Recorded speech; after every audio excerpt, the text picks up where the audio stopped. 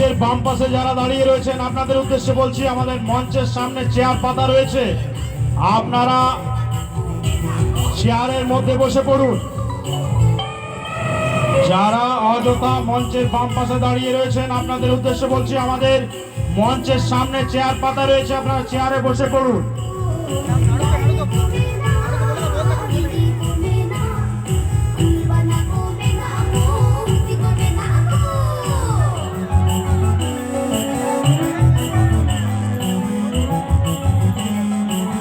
আমাদের মা বোনেরা আসছেন, যে সমস্ত স্বেচ্ছাসেবক